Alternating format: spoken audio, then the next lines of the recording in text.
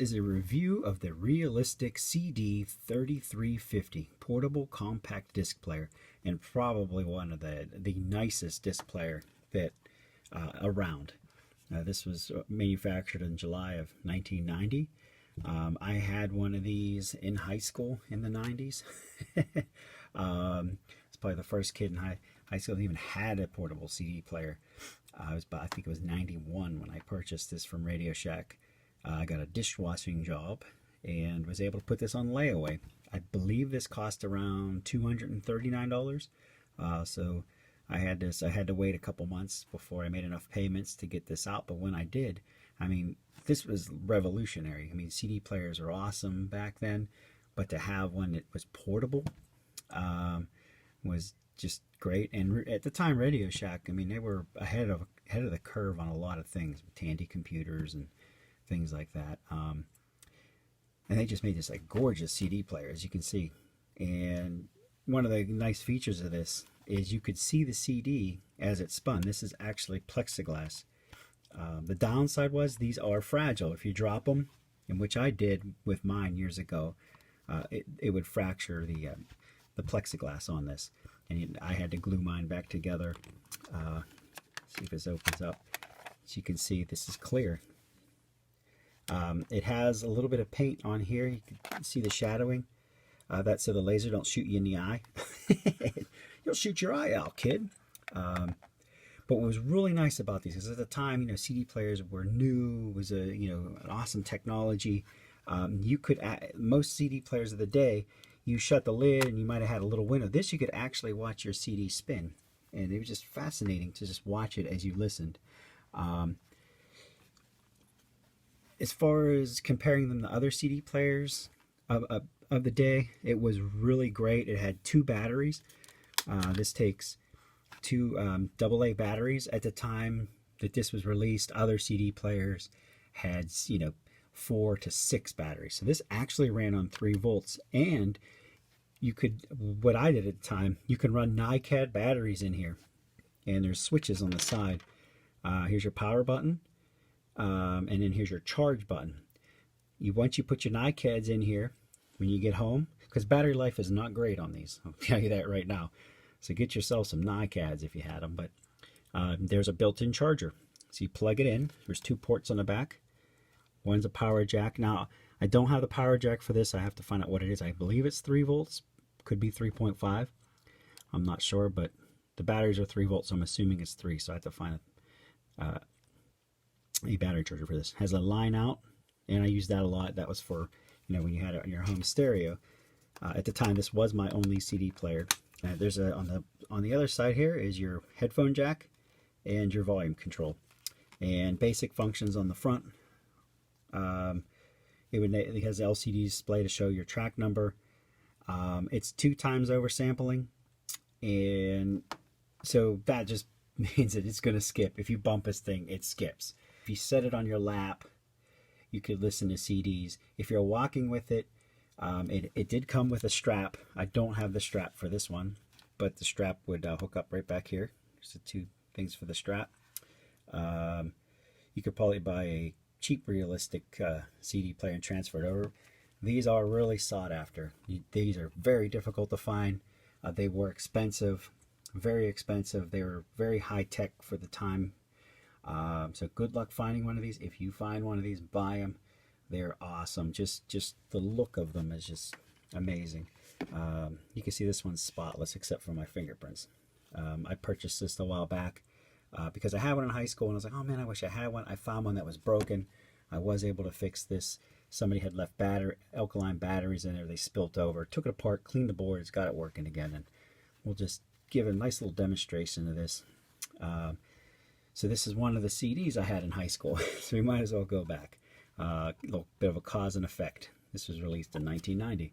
This is one of the CDs I've had in high school. It's a little beat up, which you'll find with these with the 2-time oversampling. If you got a lot of scratches in them, it'll almost pick them up like a record player. You can hear the scratches on these.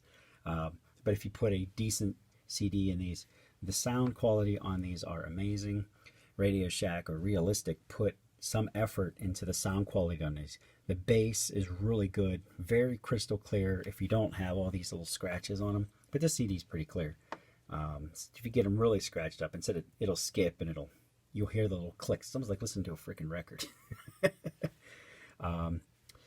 Amazing sound quality. I got a set of Bose headphones. I listened to this, and very crystal clear. I think the sound quality on these is maybe better than the Sony's at the time, because they did put a little extra effort into making these crystal clear.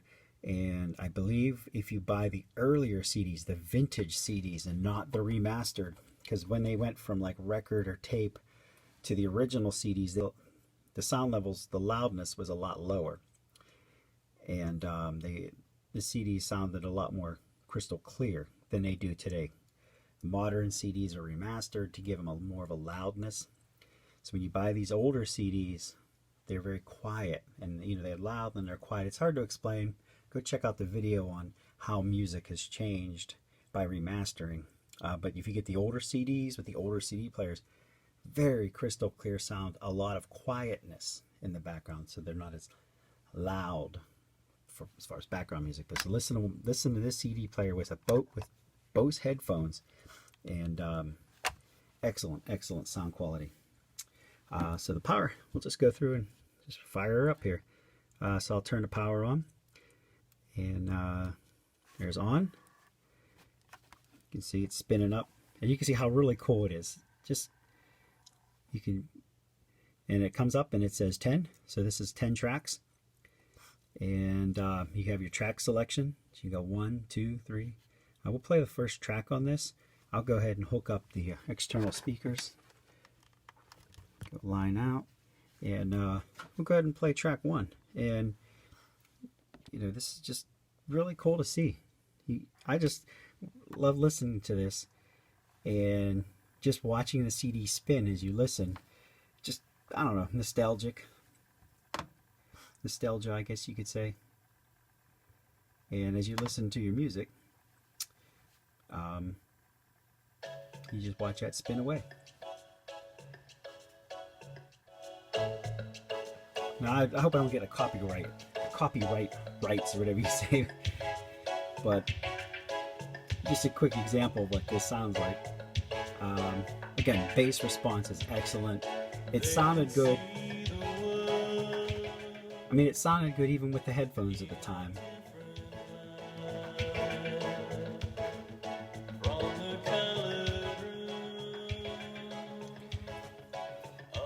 And this is just great. You just, like I said, sit, watch it spin.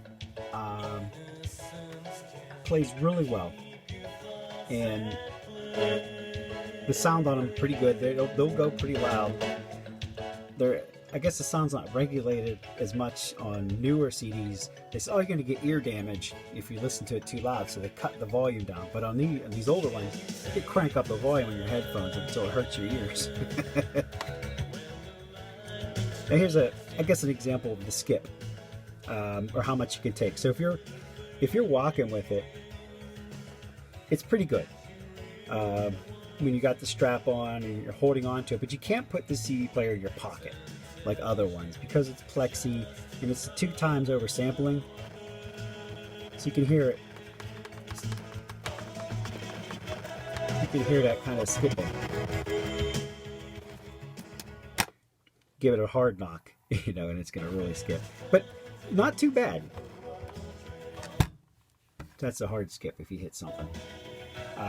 But if you're walking with it, with your shoulder strap, it's not that bad. You can walk around with this. Pocket, no, squish it. So this is the CD-3350, and thanks for watching. And any comments, let me know what you think. If you need to know more about this CD player, just shoot me a message. But I mean, I could just watch this all day. That thing spinning around.